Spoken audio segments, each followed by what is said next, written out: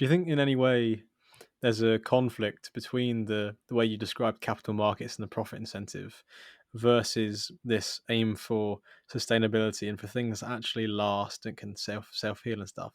Just because I'm just reflecting back on the old what was it, the light bulb cartel of like over 100 years ago, where obviously the light bulb manufacturers come together and they artificially lower the duration that a light bulb can stay alive. Otherwise, because the companies needed them to keep purchasing, otherwise the companies would go bust. Do you think there's like a conflict of interest there, or is it just on companies to make products that maybe have like retainer monthly income or stuff like that?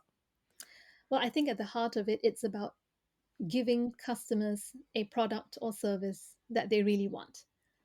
And if they really want a light bulb that busts every week, then you'll be a successful business. But I don't think customers want that. So I do think that the case for sustainability and the case for business, they do go hand in hand if you can really find that consumer need that you are filling and matching it with your own competitive advantage. It's really the fundamentals of business, but it's not a new thing. And even shareholder value, it's meant to be long-term value of a company, right? It's the sum of all the company's future cash flows. And if a company isn't resilient to the future, resilient to climate change, then it should not have a high value. So I do believe that um, shareholders who look for sustainable companies will find them in the ones that are meeting customer needs.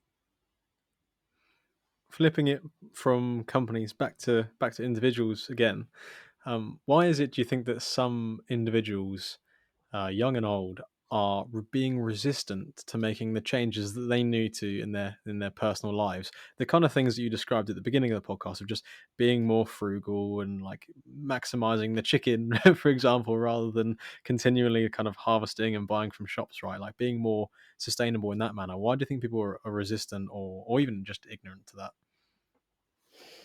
I actually see a lot of people who are adapting to that, especially the younger people. It's the number one kind of priority on their minds. It's climate change. It's much more than my generation.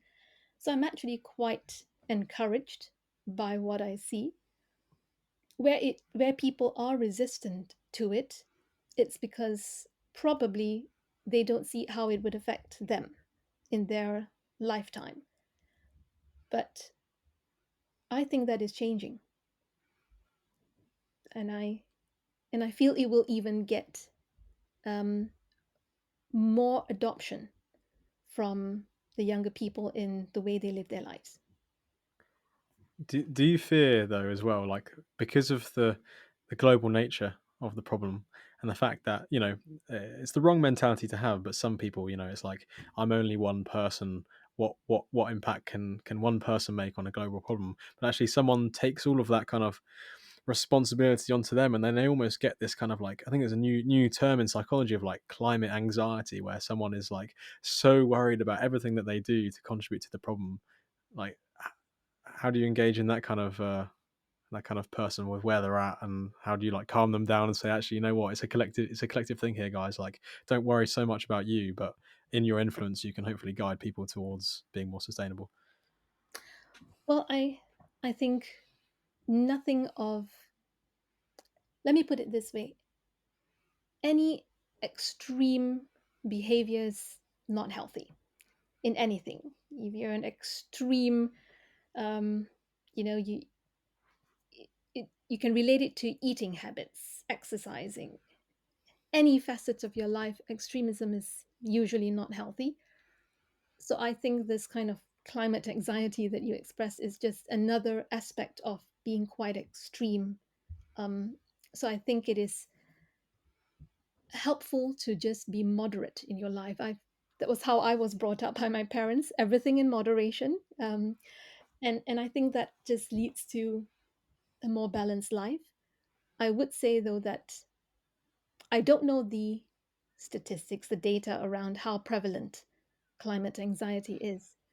Um, I would say there's a bigger proportion of people who need slightly more anxiety, and to be encouraged to go that way because, like you said, it's a global problem. it's an interconnected problem. It's got no borders. So every little bit helps, and yeah, and it's also a responsibility that we've all got. And that's spot on, and something that I definitely need to reflect on and continue to do when I have conversations with people, because it's so true about like trying to find that balance between not being anxious enough, right, and actually going, look, guys, like this is what the data is saying, this is what the companies are saying. We need to be completely aware of these things.